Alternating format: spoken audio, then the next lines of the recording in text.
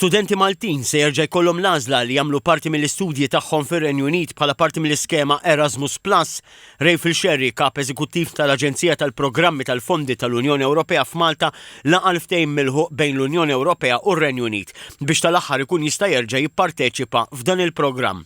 Huwa fakkar li sa Brexit mal-1500 student Malti u Awċi fis-sena kienu jażlu li jmorru jitħarġu fir-Renju Unit. Ġi maqbul li mis-sena 2027 l-istudenti jistgħu jerġgħu jibdew jipparteċipaw fil-programm Erasmus. Meta ngħidu l-istudenti kemm studenti Brittaniċi kif ukoll anke fil-Kastana studenti Maltin illi jistgħu jmorru jagħmlu l-studji tagħhom jew attività ta' taħriġ f'dan għall-post fir-Renju Unit. Fil-fatt qabel il-Brexit kellna madwar 30% li kienu Maltin illi jmorru hemmhekk. Is-Sur Xerri ta' rendikont qasir tan-numri u l-investiment li qed tirċievi Malta għal dan il-programm. Aħna jkollna madwar 5,000 parteċipant fis-sena li jibbenefikaw mill-programm Erasmus. Aħna Malta tiġi allokata mill-Unjoni Ewropea taħt dal-programm Erasmus Plus madwar 17 miljun euro.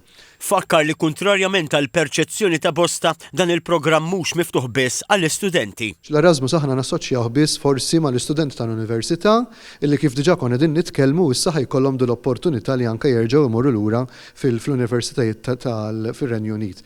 Imma l-Erasmus mhuwiex dak biss. L-Erasmus joffri opportunità ta' taħriġ formali u informali lil kulħadd, lil ġenerazzjonijiet kollha.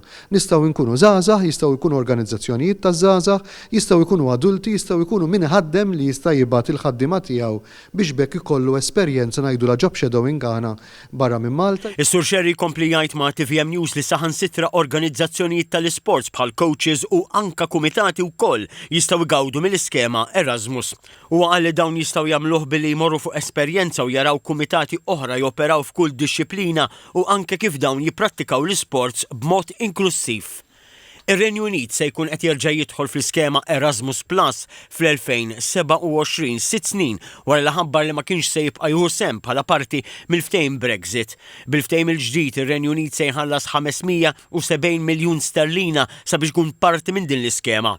Mhux kulħadd huwa favur dan il-pass hekk kif il-Partit Konservattiv jew aħjar ix-Shadow Minister tal-Affarijiet Barranin Priti Patel qal li dan il-ftehim mhux xejn għar tradiment għall-Brexit.